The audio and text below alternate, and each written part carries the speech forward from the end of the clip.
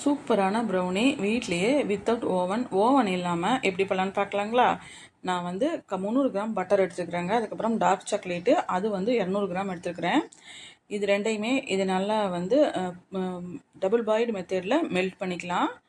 இந்த மாதிரி நல்லா அடியில் வந்து சுடு தண்ணி வச்சுட்டு மேலே இந்த மாதிரி வச்சோம்னா ஒரு 20 நிமிஷத்தில் கம்ப்ளீட்டாக பட்டரும் சாக்லேட்டும் நல்லா மெல்ட் ஆயிரும். அடிக்கடி கலரி கொடுத்துட்டே இருங்க. அதாவது நம்ம ப்ரௌனி வந்து இப்போ ஓவன் இல்லாமல் பண்ணுறோங்க.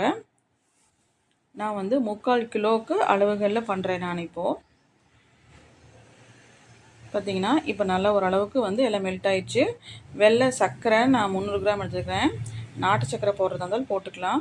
வெண்ணிலா எசன்ஸ் வந்து 1 டீஸ்பூன் போட்டுக்கலாங்க. இது குட்டி ஸ்பூன்னால் நான் 2 போட்டிருக்கிறேன். நீங்கள் வந்து 1 டீஸ்பூன் ஊற்றிக்கங்க. அதுக்கப்புறம் மைதா 200 கிராம் எடுத்துக்கிறேங்க. 300 கிராம் சர்க்கரை, 200 கிராம் மைதா, 2 teaspoon vanilla essence, cocoa powder 100 gram எடுத்துக்கிறேன். இது எல்லாத்தையுமே நல்லா சளிச்சிருங்க. அதுக்கப்புறம் 4 முட்டை ஊற்றிக்கலாம் இது கூடவே.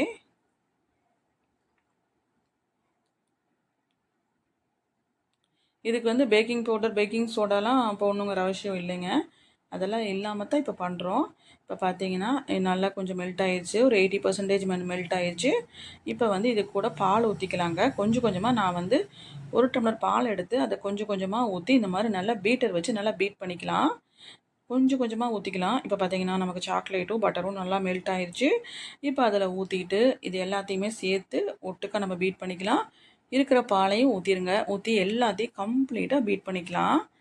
நல்லா சாஃப்டாக வரணும், அந்த அளவுக்கு பீட் பண்ணிக்கலாம்.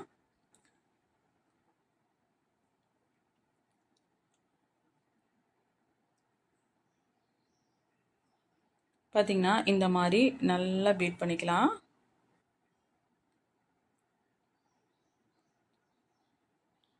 பால் வந்து நான் 100 ml எடுத்துக்கிறேங்க.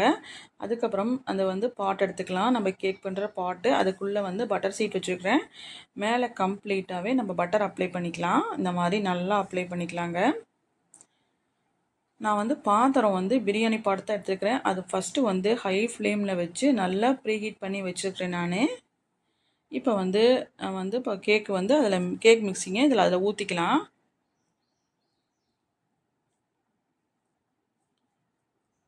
நல்லா இந்த மாதிரி கம்ப்ளீட்டாக எல்லாத்தையும் ஊற்றிடுங்க.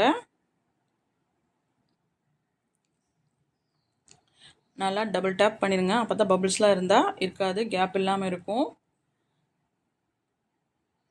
அதுக்கப்புறம் நான் நட்ஸ்லாம் வந்து நான் வந்து சின்ன மிக்ஸி ஜாரில் போட்டு பொடிச்சு வச்சுக்கிறேங்க. ரொம்ப பவுட்ரு பண்ணுங்கிற அவசியம் இல்லை. 1க்கு 2 அரைச்சிக்கலாம்.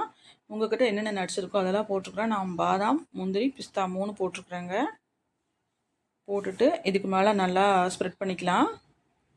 ரொம்ப சூப்பராக இருக்கும். நம்ம வீட்டிலே நான் தான் 1.5 மணி நேரம் ஆகுங்க இது பண்ணுறதுக்கு, டைம் எடுக்கும்.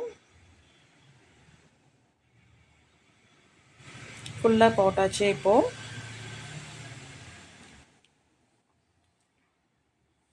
இந்த பிரியாணி பாட்டு நல்லா ஹீட் பண்ணி வச்சாச்சு. ஹை ஃப்ளேமில் வச்சு 10 நிமிஷத்துக்கு முன்னாடியே இந்த மாதிரி நல்லா ஹீட் பண்ணி வச்சுட்டு உள்ளே ஒரு ஸ்டாண்ட் வச்சுட்டு அதுக்கப்புறமா உள்ளே வந்து இந்த பாட்டை இறக்கிடலாம். உள்ளே இதை வந்து க்ளோஸ் பண்ண வேண்டாம். பிரியாணி பாத்திரத்தை வந்து நம்ம க்ளோஸ் பண்ணி வச்சுட்டு மேலே வந்து இந்த மாதிரி ஒரு வெயிட் வச்சுருங்க, அல்லது தண்ணி ஏதோ ஒன்று வச்சுருங்க. நல்லா வெயிட்டாக இருக்கிற பாத்திரத்தை மேலே வச்சிட்டிங்கனாலே போதுங்க.